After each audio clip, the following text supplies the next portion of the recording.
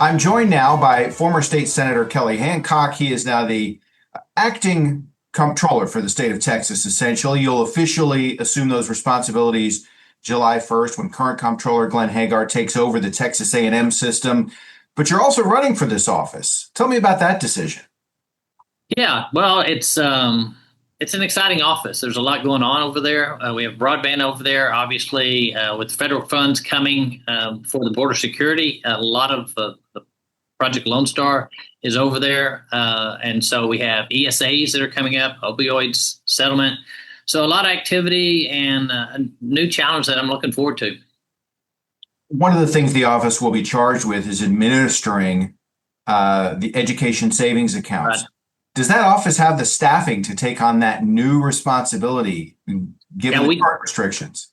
Yes, and I'm excited about that. I've got 13 years as local school board, and of course, I worked on that article. In other words, that part of the budget in the Senate when I was on finance for 10 years, and then part of the legislative budget board. And so there are additional FTEs and additional employees. In fact, we had discussions yesterday, day before yesterday, in our debriefing as we're going over that. And it's an aggressive timeline. And so, and there's some funding along with it. So there are some pieces we're looking at, but we talked about bringing on folks, with some experience in those programs. And we've talked to other states. So, yeah, we've already discussed kind of that plan and put together a matrix to make sure we meet our timelines and our goals. I'm really excited about that program. Was this a job that you always sort of had in mind, or did you just sort of find your way to it? But it's funny, as a small business owner, I started my business from scratch, and I've kind of always joked that I've got a job. And but even Robin, my wife, we were talking about how I love new challenges, and yeah, I like to work. I've been in the office, a little before 8 each day already this week. And was there the first day, past 5, getting debriefing. So I like to work, and this is a great job to have, and 8th largest economy in the world. So we're excited. Tell me about the primary. You face 2 pretty formidable opponents in the primary. If you get through the primary, it's for statewide for a Republican at this point. It's pretty smooth sailing. So I'm imagining the concentration is getting through March. Yeah, right now the concentration is fulfilling the job that I was appointed to. So I'll be coming in as the incumbent. I'll be coming in with Governor Abbott, extremely popular governor for the state, endorsement.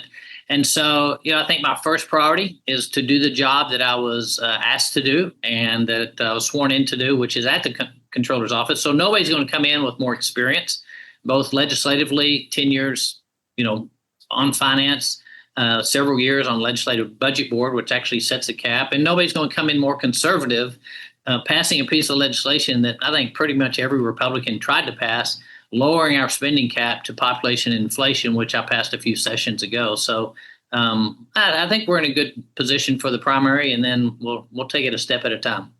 Tell our viewers why the job of comptroller is important to their lives.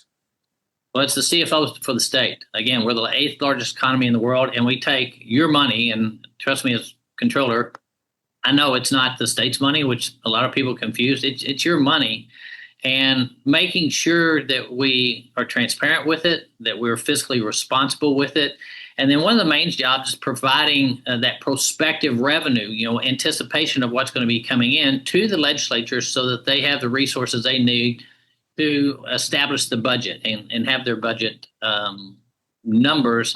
And so a lot of responsibilities as the chief financial officer for the state. So a big job, but I'm a numbers guy, so I'm excited. One last question. Anything else you want to add? No, I mean, we're appealing to every voter. Small business owner, 6 grandkids, 3 kids, and a wife that went to high school sweetheart. And so we're just trying to earn a vote at a time. It's not like I was born with a silver spoon in my mouth and I can go out and, pay for this seat. So, we're out one voter at a time, one call at a time, one handshake at a time. And I think we're somebody that the average voter can relate to. Acting Comptroller Kelly Hancock, thanks so much for your time. I appreciate it.